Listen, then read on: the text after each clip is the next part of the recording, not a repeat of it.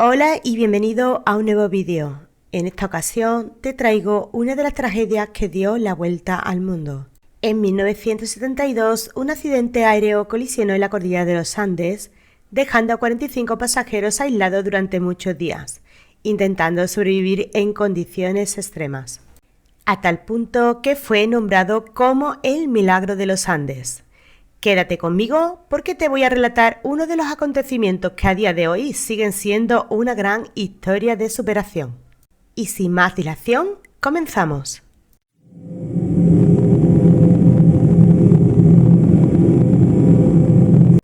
Todo comienza con el equipo amateur de Rugby All Christian Club de Montevideo, en Uruguay, cuando ellos se disponían a viajar para un partido que iban a disputar contra el equipo All Boys Club de Santiago de Chile.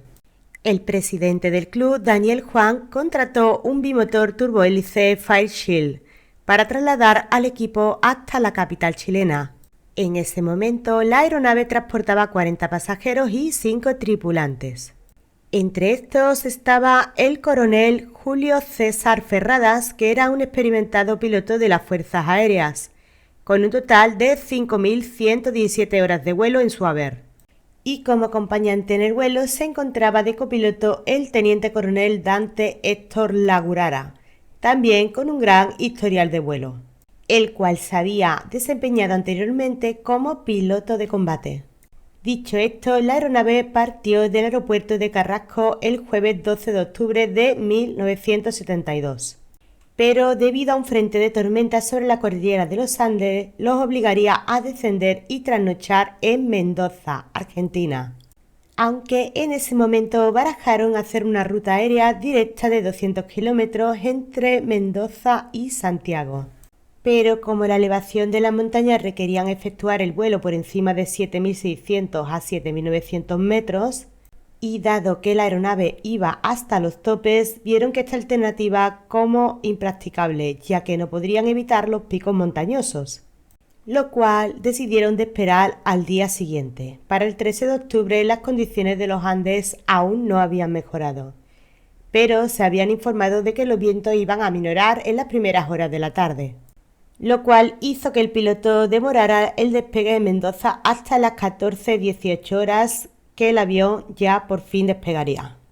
Volando en dirección sur, Lagurara, el piloto se comunicó con el aeropuerto de Malargüe, indicándoles que a las 15:21 sobrevolaría la altura del Paso del Planchón. Una vez sobrevolada la zona montañosa de Chile, al sur de Curicó, la aeronave debería volar hacia el norte para ya iniciar un descenso hacia el destino final, que sería el aeropuerto de Los Cerrillos de Santiago de Chile. Pero desgraciadamente no llegarían al aeropuerto chileno como era lo esperado. El piloto Ferradas había sobrevolado los Andes más de 29 veces anteriormente y en este vuelo, debido a su gran experiencia, estaba entrenando a su copiloto Lagurara. Mientras volaban por los Andes, las nubes cubrían las montañas. Añadir que la aeronave tenía 4 años y 792 horas de vuelo, por lo cual algunos pilotos habían dado aviso de que al avión le faltaba potencia. Todo esto, y sumado a la cobertura de las espesas nubes que en ese momento volaban a una altitud de 5.500 metros, a los pilotos no les fue posible confirmar su ubicación visualmente. Pasando ya el Paso del Planchón, la aeronave aún debía volar 60 o 70 kilómetros hasta Curicó. Y todo parecía en un principio ir correctamente a pesar de las malas condiciones ambientales. Por ese entonces, a las 15:21 horas, pocos minutos después de sobrevolar el Planchón, Lagurara se comunicó con el aeropuerto chileno para notificarles a los controladores aéreos que esperaba llegar a Curicó en un minuto. Algo que fue un tanto curioso, porque el tiempo de vuelo desde el Paso del Planchón hasta el aeropuerto de Curicó es de al menos 11 minutos. Dicho esto, el vuelo solicitó y obtuvo la autorización para iniciar un descenso, ya que el controlador aéreo de Santiago no sabía que el vuelo aún se encontraba sobrevolando los Andes, por la falta de cobertura en sus radares.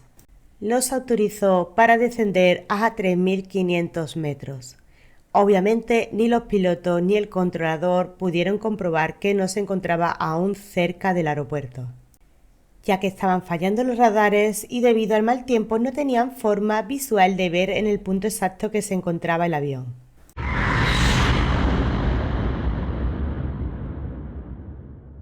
Cuando empezaron a descender, una fuerte turbulencia sacudió el avión y una corriente de aire hizo que el avión descendiera súbitamente varios cientos de metros, saliendo así por debajo del banco de nubes. Al principio, el equipo de rugby bromeaba sobre las sacudidas del avión, pero al ver por las ventanillas que estaban volando tan cerca de las montañas, todos quedaron sin aliento y en el avión se hizo un completo silencio. Probablemente en ese momento los pilotos ya se dieron cuenta que había una cresta que se elevaba delante de ellos bloqueándoles el paso. Para intentar superarla, el piloto comenzó a trepar hasta que el avión quedó al completo vertical y comenzó a temblar toda la estructura. La alarma de colisión en tierra de la aeronave empezó a sonar, asustando así a todos los pasajeros.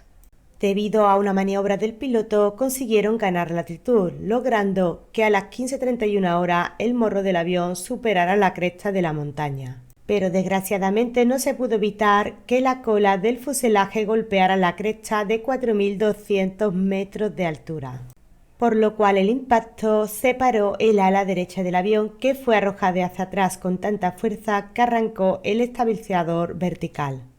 Con esta colisión se llevó consigo la parte de atrás de la aeronave, incluyendo 2 filas de pasajeros, la cocina y la bodega de equipaje. Junto con la sección de la cola, 3 pasajeros, el navegante y el auxiliar de vuelo cayeron al vacío. El avión continuó unos segundos más hacia adelante para acabar impactando contra un afloramiento rocoso de 4.400 metros de altitud, lo que provocó otra colisión que acabó con 2 pasajeros más, cayendo al vacío. El impacto fue tan fuerte que aplastó la cabina y a los 2 pilotos contra sus asientos, matando con ello en el acto a Ferradas. Finalmente, el fuselaje de lo que quedaba del avión se había detenido sobre un glaciar a unos altitud de 3.570 metros, unos 11.710 pies de altura. Estaban situados en San Rafael, provincia de Mendoza. El glaciar era conocido como el Valle de las Lágrimas y este nombre se le había dado antes de este accidente. Ellos se encontraban en ese momento en la frontera montañosa que divide Chile de Argentina. El avión se había accidentado a unos 80 kilómetros de la ruta que tenían programada.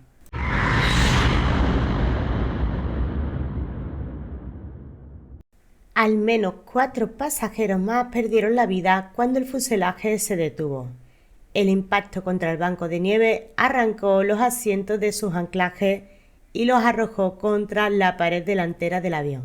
El doctor Francisco Nicolás, que era el médico del equipo de rugby, y su esposa Esther Horta de Nicolás fueron 2 de ellos, conjunto al piloto Ferradas, que acabó también falleciendo cuando fue comprimido por el golpe con el panel de instrumento contra su pecho.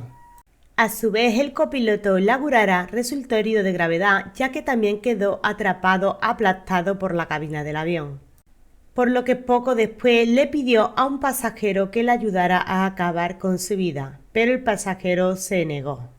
En total, 33 pasajeros permanecieron con vida luego del incidente, aunque varios de ellos heridos de gravedad. Heridas que incluían fracturas expuestas en las piernas cuando los asientos de la aeronave se soltaron y se apilaron entre ellos. Entre los supervivientes se encontraban Roberto Canessa y Gustavo Cervino. Ambos eran estudiantes de segundo año de medicina y gracias a ello pudieron realizar un triaje de los heridos, para así poder priorizar a los más necesitados. Otro de los integrantes era Nando Parrado. Se había fracturado el cráneo y permaneció en coma durante 3 días. Y estaros atentos a este hombre, ya que Nando Parrado va a jugar un papel muy decisivo en esta historia. Y otro de los supervivientes que demostró una gran valentía fue Enrique Platero, un estudiante de agricultura. Él fue herido con un trozo de metal, el cual se clavó en su abdomen, el cual al serle retirado trajo consigo parte de sus intestinos, pero de todos modos inmediatamente comenzó a ayudar a los demás.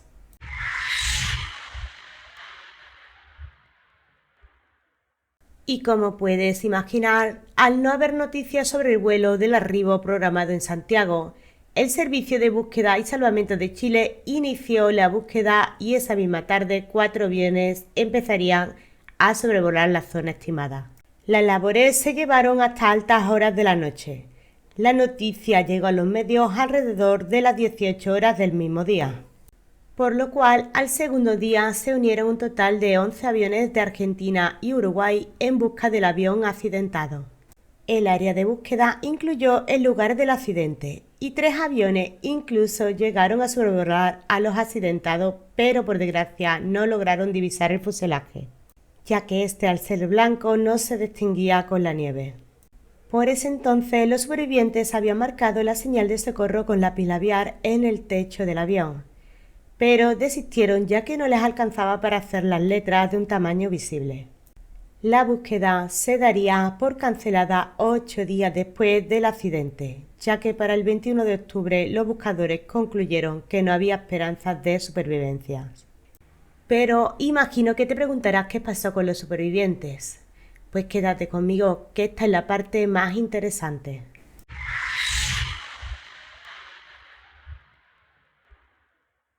En la primera noche fallecerían 5 víctimas más, entre ellos el copiloto Lagurara, al que no consiguieron sacarlo de la cabina.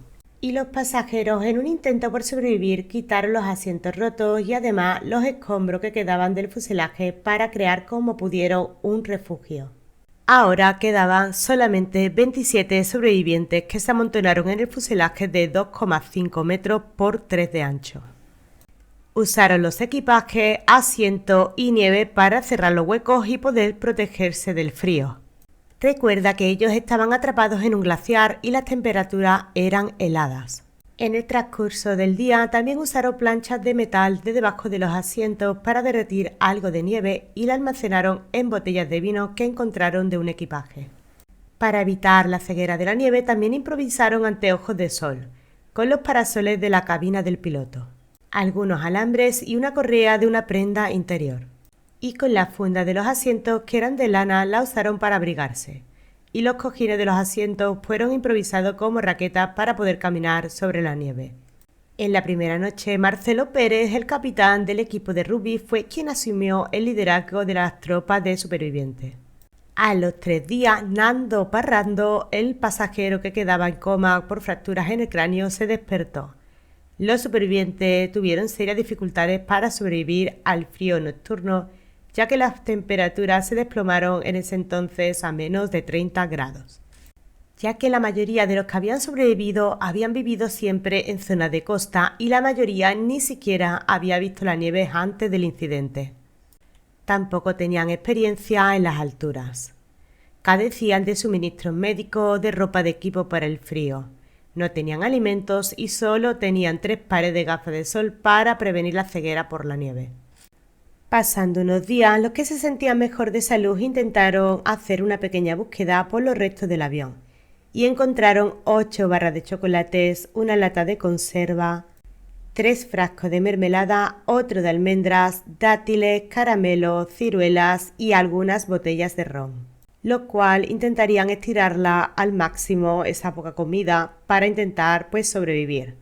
A tanto que en 3 días algunos de ellos solo habían comido un solo maní, ya que incluso con el racionamiento estricto su pequeño inventario se redujo rápidamente.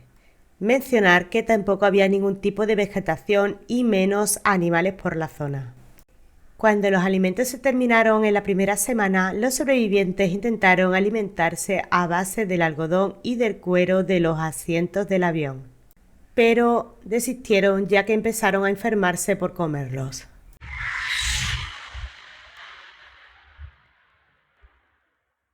Diez días después, ante la posibilidad de morir de hambre, los sobrevivientes acordaron que en caso de que alguno falleciera, los demás podrían consumir sus propios cuerpos para poder sobrevivir.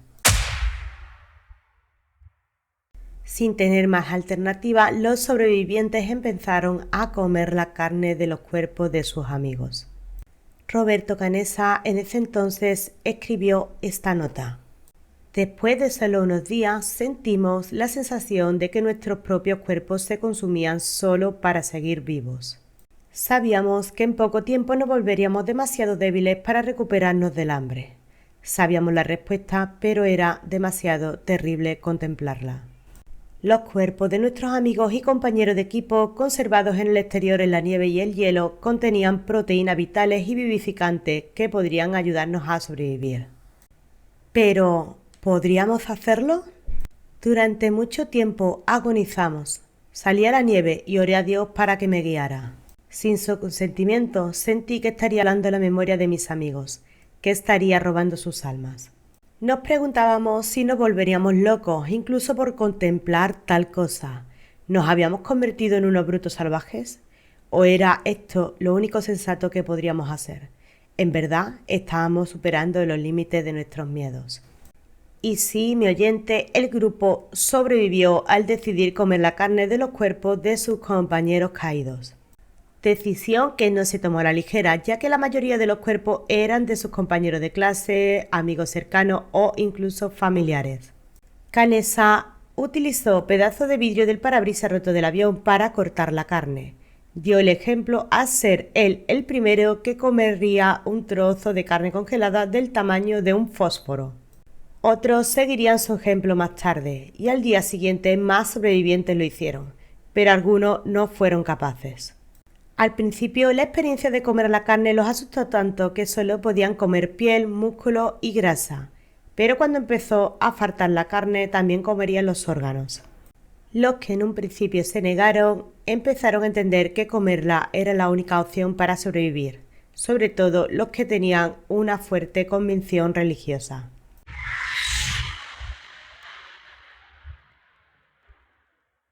Llegado el día 17, alrededor de las 6 de la mañana del día 29 de octubre, como si la situación ya no fuera mala, una avalancha enterró a los supervivientes dentro de los restos del avión. El alud enterró el fuselaje de nieve y asfixió a 8 personas, entre ellos a Marcelo Pérez, el capitán del equipo y líder de los sobrevivientes. También la pérdida de Liliana Metol, quien se había encargado de cuidar a la superviviente. Fue un gran golpe para todos ellos.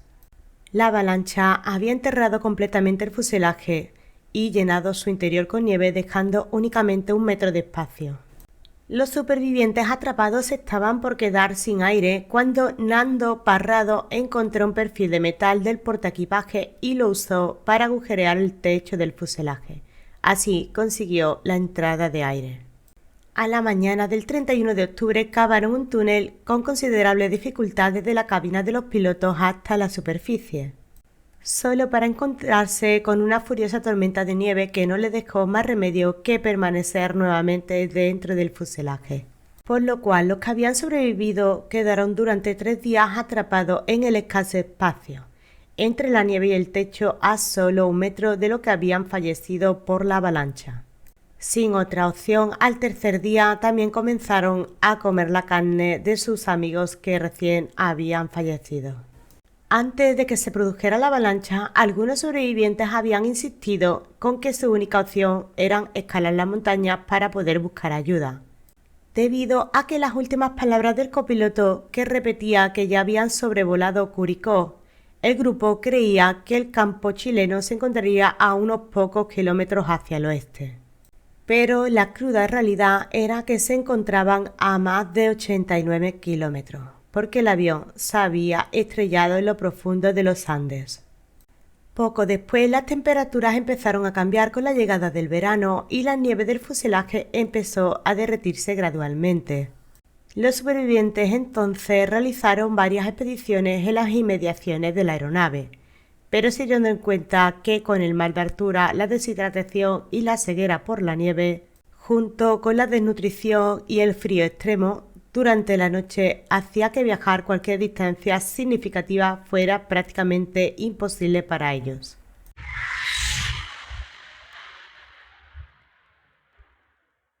Por lo cual acordaron entre ellos que algunos pocos serían los que saldrían en busca de la ayuda, ya que había algunos que estaban más dispuestos que otros en sus capacidades para soportar una prueba tan agotadoramente física. El grupo de expedición fue formado por Numa Turcati, Antonio Vicintín, Roberto Canessa y Fernando Parrado. Se le asignaron mayores raciones de comida y la ropa más abrigada. También se les permitió no participar en las tareas diarias esenciales a la supervivencia del grupo, para que así ellos pudieran conservar sus fuerzas. A instancia de Roberto Canessa, esperaron casi 7 días para permitir temperaturas más altas y poder partir. La idea principal era caminar a Chile hacia el oeste, pero una gran montaña les cortaba el paso, por lo cual decidieron dirigirse primero hacia el oeste. Por lo cual, el día 15 de noviembre, más de un mes después de la colisión, tras varias horas de caminata, habían recorrido 1,6 kilómetros hacia el este y cuesta abajo. El trío encontró la sección de la cola de la aeronave casi intacta. En ella contenía la cocina, equipaje con una caja de chocolates, 3 empanadas de carne, una botella de ron, cigarrillos, ropa, cómics y algunos medicamentos. Esto animaría muchísimo al grupo, ya que fue un gran hallazgo. En la cola también encontraron la radio de comunicación del avión. Entonces el grupo decidió acampar esa noche dentro de la sección de cola. Encendieron un fuego y se quedaron hasta tarde despiertos leyendo cómics. Llegada la mañana siguiente, continuaron descendiendo hacia el este, en la segunda noche de la expedición, anotando que en su primera noche al aire libre casi mueren por congelación, por lo que decidieron que lo más prudente sería volver a la cola, quitar la batería de la aeronave y llevarla de regreso al fuselaje, para así poder usar la radio y llamar a Santiago para pedir ayuda. Pero al regresar a la cola, el trío descubrió que las baterías pesaban 24 kilos cada una y que sería imposible llevarlas de regreso cuesta arriba por el peso que tenía. Decidieron que sería más práctico entonces regresar al fuselaje, desconectar la radio y llevarla de vuelta a la cola para conectarla a las baterías. Entonces volvieron al campamento y allí reclutaron a Roy Harley, uno de los sobrevivientes que era aficionado a la electrónica. La radio que habían encontrado era de 112 voltios de corriente alterna, mientras que la batería eran solamente de 24 de corriente continua, condenando así el plan de usar la radio ya antes de su implementación. Intentarían varios días conectarla, pero al no lograr hacer funcionar la radio, los 3 desistieron y regresaron nuevamente al fuselaje, a sabiendas de que tendrían que escalar la montaña al oeste si es que querían tener alguna esperanza de conseguir ser rescatados. Pero en el viaje de regreso fueron golpeados nuevamente por una tormenta de nieve y Harley, agotado físicamente, se recostó en el suelo esperando su fin. Parrado, al verlo agotado, no se lo permitió y lo ayudó como pudo para poder regresar todos vivos al fuselaje. El día 15 de noviembre, 34 días después del impacto, falleció Arturo Nogueira y 3 días después Rafael Echevarre, ambos de sepsis por la gangrena de sus heridas infectadas.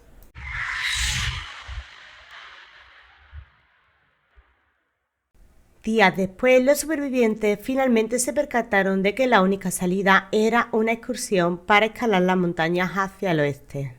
Pero a menos de que encontraran una manera de sobrevivir la temperatura helada de las noches, esa excursión sería inviable. Por lo cual, al grupo de expedición anterior se le ocurrió usar el aislante térmico que habían encontrado en la cola del fuselaje, lo cual, usando el aislante, alambre de cobre con junta tela impermeable que cubría el aire acondicionado del avión, podrían fabricar un saco para dormir en los que los 3 pudieran entrar juntos y mantener así el calor. Después de varias horas, completaron la bolsa de dormir. Canessa dudaba en este momento en salir nuevamente de expedición. Los demás animaban a Parrado, pero ninguno se ofrecía en querer acompañarlo. Parrado finalmente consiguió convencer a Canessa para que partieran y junto con Vicintín los 3 hombres se dirigieron a escalar nuevamente las montañas. Partieron el día 12 de diciembre, 2 meses después del accidente. Parrado y Canessa y Vicintín comenzaron a escalar la montaña hacia el oeste. Según el altímetro que llevaban de la aeronave, pensaron que estaban a 7.000 pies, cuando en realidad estaban a 11.800, lo que son 3.600 metros de altitud. Ante la última declaración del piloto, que se encontraba cerca de Curicó, creían que estaban cerca del borde occidental de los Andes. Como resultaron, solo trajeron un suministro de carne para 3 días. Parrado, para resguardarse, vestía 3 pares de jeans, 3 suéteres sobre un polo. Llevaba 4 pares de calcetines envueltos en una bolsa de plástico. No tenía ni equipo técnico, ni mapa, ni brújula y mucho menos experiencia en escalada. Y sin darse cuenta, en vez de subir hacia el oeste, que son 1.670 metros más bajo que el pico, subieron directamente por la empinada montaña, pensando que llegarían a su cima en un día. Parrado tomando la delantera, pero el oxígeno era tan escaso a tanta altura que se le dificultaba el ascenso, ya que había partes en las que se hundían hasta las caderas en la nieve, que ya estaba suavizándose por el sol del verano. El saco que habían construido les permitía sobrevivir en las noches, cuando las temperaturas se desplomaban. La subida fue muy lenta. Los sobrevivientes en el fuselaje lo vieron subir durante 3 días seguidos. En el segundo día, Canessa creyó haber visto un camino hacia el oeste y trató de persuadir a Parrado para que se dirigieran en esa dirección. Pero no se llegaron a poner de acuerdo, por lo cual continuaron en línea recta. En la tercera mañana de caminata, Canessa estaba tan agotado que decidió quedarse en su campamento, y Vicintín y Parrado llegaron a la base de una pared de hielo casi vertical con más de 100 metros de altura. Parrado entonces decidió trepar la montaña o morir en el intento. Usó entonces un palo de su mochila para tallar escalones en la pared de hielo y así consiguió llegar a la cima de 4.650 metros, unos 15.260 pies de altura, antes que Vicintín. Él pensaba que a sus pies vería los valles verdes de Chile hacia el oeste y se sorprendió al ver que una cantidad grande de picos montañosos extendiéndose hacia el horizonte en todas direcciones, ya que sin darse cuenta habían escalado una montaña en la frontera entre Argentina y Chile, por lo que aún estaban a decenas de kilómetros de los valles verdes chilenos. Sin poder hacer más, Vicintín y Parrado volvieron para reunirse con Canessa en el lugar donde había acampado la noche anterior. Y al atardecer, bebiendo coñac que habían encontrado en la sesión de la cola, Parrado dijo: «Roberto, ¿te imaginas lo hermoso que sería esto si no fuéramos hombres muertos?» A la mañana siguiente, los 3 se dieron cuenta de que la excursión se iba a demorar mucho más de lo que habían planeado originalmente. Así que para que Canessa y Parrado pudieran disponer de mayor cantidad de comida para el viaje, Vicintín acordó descender y volvió junto a los demás sobrevivientes. Lo hizo improvisando para ello un asiento de avión como trineo y regresó al lugar del accidente en solamente 1 hora. En el lado contrario, Parrado y Canessa tardaron 3 horas en poder llegar a la cumbre, y una vez arriba vieron un valle al pie de la montaña. Parrado en ese momento estaba seguro de que esa era la salida. Decidieron entonces descender hacia el oeste. En la cumbre, Parrado le dijo a Canessa: «Puede que estemos caminando hacia la muerte, pero preferiría caminar para encontrarme con ella antes que esperar que ella llegue a mí». Canessa, afirmando, le contestó: «Tú y yo somos amigos, Nando. Hemos pasado por mucho. Ahora vamos a morir juntos». Y en ese momento empezaron a descender hacia el valle.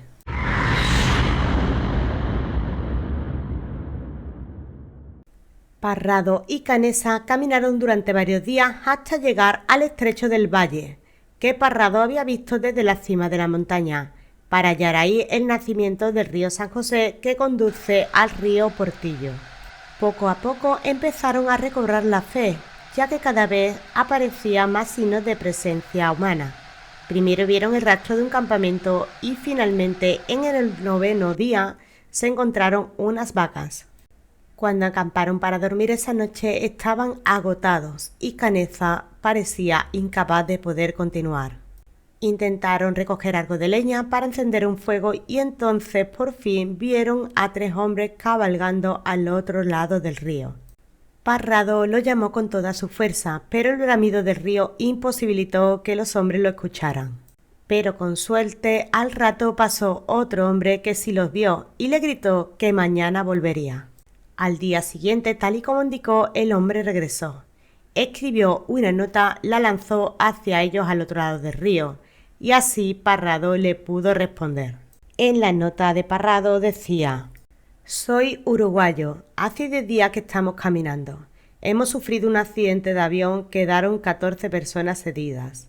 Tenemos que salir rápido de aquí y no sabemos cómo. No tenemos comida y estamos muy debilitados. ¿Cuándo nos vienen a buscar? Por favor, necesitamos ayuda, no podemos ya ni caminar. ¿Podría decirme, por favor, dónde estamos?» El hombre de la nota era Sergio Catalán, un arriero chileno. Tras leer la nota de Parrado, le señaló que los había entendido. Él conversó con sus hijos y se dieron cuenta de que eran los supervivientes del vuelo de los Andes. Los arrieros no podían ni siquiera imaginar cómo alguien de este accidente aún podría seguir con vida. Catalán les arrojó el pan que tenían los supervivientes del otro lado del río y cabalgó por más de 10 horas hacia el oeste en busca de ayuda. Durante el viaje, Catalán se cruzó con otro arriero y le pidió que cabalgara hacia los supervivientes y los trajera a los Maitenes. Luego siguió el río arriba y llegó a la estrecha ruta que unía Puente Negro con el balneario de las Termas del Flaco. Allí por fin consiguió que un camión lo llevase hasta la comisaría de Puente Negro, por lo cual los carabineros de Puente Negro le transmitieron noticia de que había supervivientes al regimiento de Colchagua, en San Fernando. Y estos a su vez se comunicaron con el ejército de Santiago. Mientras tanto, Parrado y Canessa fueron llevados a caballo hasta los Maitenes, donde se les dieron de comer y pudieron por fin descansar. Y aunque te parezca imposible, ellos caminaron 60 kilómetros en 10 días. Canessa pesaba en ese momento solamente 44 kilos de peso.